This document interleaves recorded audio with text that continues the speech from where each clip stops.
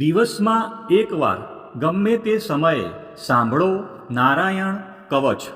શ્રીમદ ભાગવતના 6ઠ્ઠા સ્કંદના 8મા અધ્યાયમાં શ્રી નારાયણ કવચ ત્વષ્ટા ઋષિના પુત્ર વિશ્વરૂપ ઇન્દ્રને કહે છે. વિશ્વરૂપ કહે છે, જ્યારે ભયનો સમય પાસે આવ્યો હોય ત્યારે મનુષ્યે હાથ પગ ધોઈ આચમન કરી ઉત્તર દિશા તરફ મુખ રાખી શ્રી નારાયણ કવચનો પાઠ કરવો. જ્યારે ભય આવે ત્યારે શ્રી નારાયણ રૂપ નામ બખ્તર ધારણ કરવું. હવે આપણે સાંભળીશું નારાયણ કવચ. શ્રી નારાયણ કવચ ગરુડની પીઠ પર ચરણ કમળ ધારણ કરનારા, 8 સિદ્ધિઓવાળા, 8 બાહુઓવાળા અને તે 8 બાહુઓ વિશે શંખ, ચક્ર, ઢાલ, ગદા, બાણ, ધનુષ તથા પાસને ધારણ કરનારા શ્રી હરિ મારી સર્વ પ્રકારે રક્ષા કરો. જળમાં મત્સ્યાવધારી ભગવાન જલજંતુઓથી તથા વરુણના પાસથી મારી રક્ષા કરો. માયાથી બટુક બનેલા વામનજી સ્થળમાં મારી રક્ષા કરો. શ્રી વિશ્વરૂપ ત્રિવિક્રમ ભગવાન આકાશમાં મારી રક્ષા કરો. અસુરના અધિપતિઓના શત્રુ ભગવાન નરસિંહ સંકટકારક વનવગડાઓમાં તથા સંગ્રામ વગેરેમાં મારી રક્ષા કરો. જે નરસિંહના ખડખડાટ હાસ્યના શબ્દથી દિશાઓ ગાજી ઉઠી હતી અને ગર્ભિણીઓના ગર્ભ પડી ગયા હતા.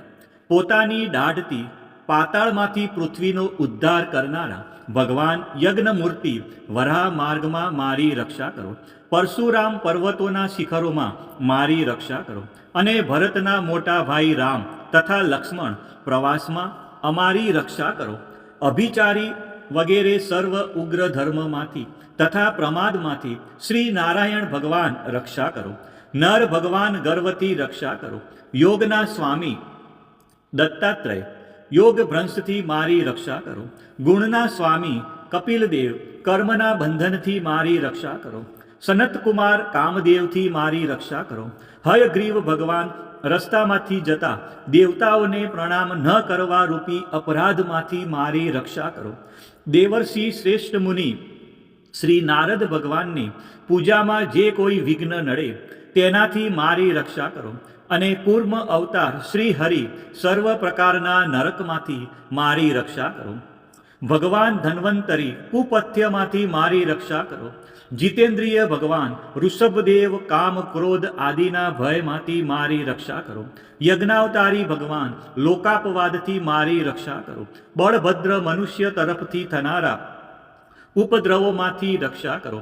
અને શેષનાગ ક્રોધાવેશ નામના સર્પગણોથી મારી રક્ષા કરો. ભગવાન વેદવ્યાસ અજ્ઞાનથી મારી રક્ષા કરો. ભગવાન બુદ્ધ પ્રમાદવાળા પાખંડીઓના ટોળામાંથી મારી રક્ષા કરો.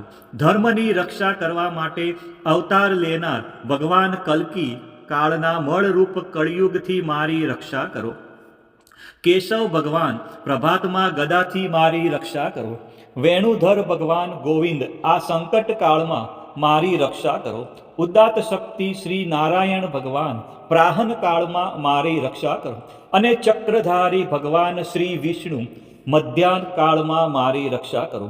મધુદૈત્યને મારનાર ઉગ્ર ધનુર્ધારી ભગવાન શ્રી વિષ્ણુ ત્રીજા પહોરમાં મારી રક્ષા કરો. બ્રહ્મા વિષ્ણુ અને રુદ્ર એ 3 મૂર્તિવાળા ભગવાન માધવ સાયંકાળમાં મારી રક્ષા કરો. ઇન્દ્રિયોના સ્વામી ઋષિકેશ ભગવાન પ્રદોષ કાળમાં મારી રક્ષા કરો. પદ્મનાભ ભગવાન કેવળ એક અર્ધરાતથી પહેલા કાળમાં અને અર્ધરાતે મારી રક્ષા કરો. શ્રી વત્સનું જેને ચિહ્ન છે એવા ઈશ શ્રી વિષ્ણુ પાછલી રાતે મારી રક્ષા કરો. તલવારધારી ભગવાન જનાર્દન મળશકામાં મારી રક્ષા કરો. દામોદર ભગવાન સંપૂર્ણ સંધ્યાઓમાં મારી રક્ષા કરો. કાળમૂર્તિ ભગવાન વિશ્વેશ્વર સૂર્યોદય પહેલાના કાળમાં મારી રક્ષા કરો. હે પ્રલય સમયના અગ્નિ જેવી તીક્ષ્ણ ધારવાળા ચક્ર ભગવાનથી મૂકવામાં આવે તો ચારે તરફ ફરીને અગ્નિ જેમ ખંડની ગંજીને તુરત જ બાળી નાખે તેમ શત્રુના સૈન્યને તુરત બાળી નાખો. હે વ્રજના જેવા તીક્ષ્ણ સ્પર્શવાળા તણખાઓથી ભરેલી ગદા તમે ભગવાનને વાલી છો. તમે કુષ્માંડ, યક્ષ, રાક્ષસ, ભૂત તથા ગ્રહોને ભૂક્કો કરી નાખો તથા શત્રુઓના ચૂરે ચૂરા કરી નાખો. હે પાંચજન્ય શંખરાજ, શ્રી કૃષ્ણ ભગવાને ફૂંકવાથી મહાભયંકર શબ્દ કરીને તેમના શત્રુઓના હૃદયને કંપાવતા રાક્ષસો, પ્રમથો, પ્રેતગણ, માતૃકાગણ, પિશાચ, બ્રહ્મ રાક્ષસ અને બીજા ઘોર દ્રષ્ટિવાળાઓને નસાડી મૂકો. હે તીક્ષ્ણ ધારવાળી તલવાર, તમે ભગવાનના હસ્ત દ્વારા પ્રેરાઈને મારા શત્રુઓના સૈન્યને કાપી નાખો. હે ચંદ્રમા જેવી 100 ફૂદડીવાળી ઢાલ, તમે શત્રુઓની આંખને ઢાંકી દો તથા પાપી નજરવાળાઓની પાપી દ્રષ્ટિ હરી લો. અમને ગ્રહોથી, કેતુઓથી, મનુષ્યોથી, સર્પોથી, દાઢવાળા પ્રાણીઓથી તથા પાપોથી જે ભય થાય છે તે સૌ તથા જેઓ અમારા સુખમાં વિઘ્ન કરનારા છે તે સર્વે ભગવાનના નામરૂપી અસ્ત્રના કીર્તનથી તુરત જ ભય પામો. બૃહદ તંત્ર વગેરે સામના સ્ત્રોતોથી સ્તુતિ કરાતા વેદમય તથા સમર્થ ગરુડ ભગવાન સર્વ સંકટોમાં મારી રક્ષા કરો તથા વિશ્વકસેન ભગવાન પણ પોતાના નામો લેવા વડે સર્વ સંકટોમાંથી મારી રક્ષા કરો. શ્રી હરિના નમ રૂપ, વાહન અને આયુધો સર્વ આપત્તિઓમાંથી અમારી રક્ષા કરો. ભગવાનના મુખ્ય પાર્ષદો અમારા બુદ્ધિ, ઇન્દ્રિય, મન તથા પ્રાણની રક્ષા કરો. આ સાકાર નિરાકાર જે કંઈ જગત છે સર્વ ભગવાનનું જ સ્વરૂપ છે. આ સત્યથી મારા સર્વ ઉપદ્રવો નાશ પામો. અભેદ દ્રષ્ટિવાળા મનુષ્યોને ભગવાન પોતે ભેદરહિત જોવામાં આવે છે તો પણ તે પોતાની માયાથી આભૂષણો, આયુધો તથા ચિહ્ન નામની શક્તિઓને ધારણ કરે છે. તે સત્ય પ્રમાણ વડે જ સર્વજ્ઞ તથા સર્વવ્યાપક ભગવાન શ્રી હરિ સર્વ પ્રકારના રૂપો વડે સર્વદા અમારી રક્ષા કરો. નામની ગર્જનાથી લોકોના ભયનો નાશ કરનાર તથા પોતાના દિગ્ગજ ઝેર, શસ્ત્ર, પાણી, વાયુ, અગ્નિ વગેરેના પ્રભાવે ગળી જનાર નરસિંહ ભગવાન દિશાઓમાં, ખૂણામાં, ઊંચે, નીચે, અંદર, બહાર તથા ચૌતરફ અમારી રક્ષા કરો. હવે આપણે સાંભળીશું શ્રી નારાયણ કવચનું ફળ કથન.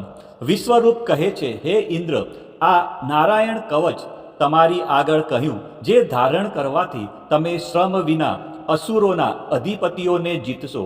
આ નારાયણ કવચને ધારણ કરનારો મનુષ્ય નેત્રથી જેના તરફ જુએ અથવા તો પગ વડે જેને જેને અડકે તે તુરત જ ભયમાંથી છૂટે છે. આ નારાયણ કવચ ભણનાર પુરુષને કોઈ દિવસ રાજાઓ તરફથી, ચોર તરફથી, ગ્રહો થકી, વ્યાઘ્ર આદિ તરફથી તથા બીજા કોઈ તરફથી ભય રહેતો નથી. શ્રી નારાયણ કવચ સમાપ્ત. બોલો શ્રી વિષ્ણુ ભગવાનની જય. આ જ પ્રમાણે દિવસમાં એકવાર શ્રી નારાયણ કવચનો પાઠ અવશ્ય સાંભળવો.